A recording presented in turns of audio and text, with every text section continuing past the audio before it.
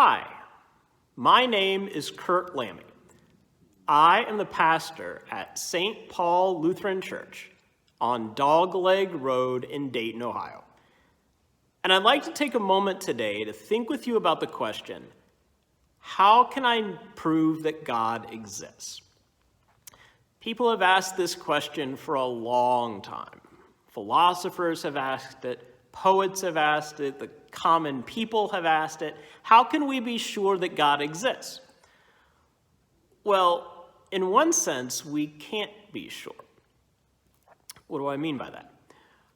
Well, some people might point to creation and say that we know that God exists because of the order and the intricacies and the details found in creation. Somebody had to create it this way. Well, other people can point to the scientific reasons about creation. Some people might say that we know God exists because of Scripture, that Scripture tells us about God. Well, other people might say that Scripture's just all made up, that it's not true. These kind of debates go back and forth. So how do we know that God exists? The answer is faith. There was a line I heard once that said, "Without faith, no amount of evidence is sufficient. With faith, no amount of evidence is necessary." Let me say that again. Without faith, no amount of evidence is sufficient. With faith, no amount of evidence is necessary.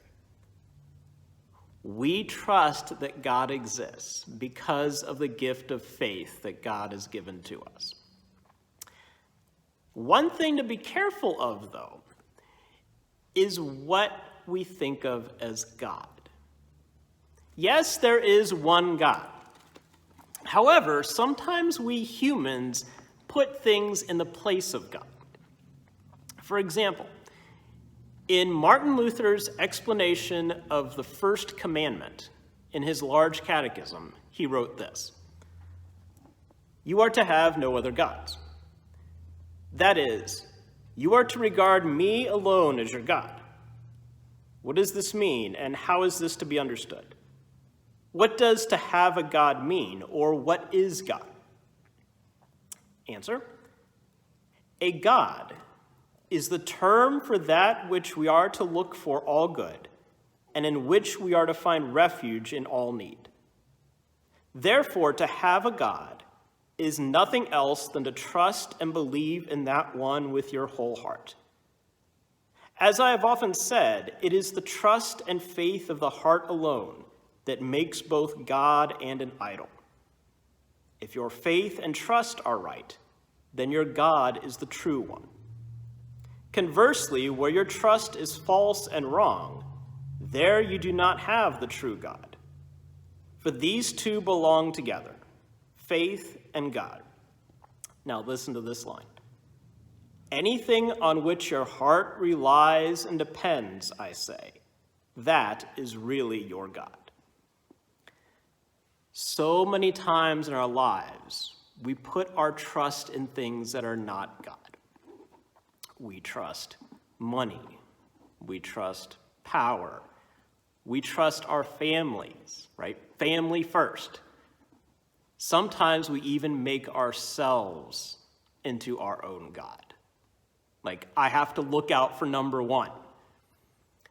When we do that, we are worshiping idols, not the God who created us, who came to us in Jesus, and who continues to work in our lives today.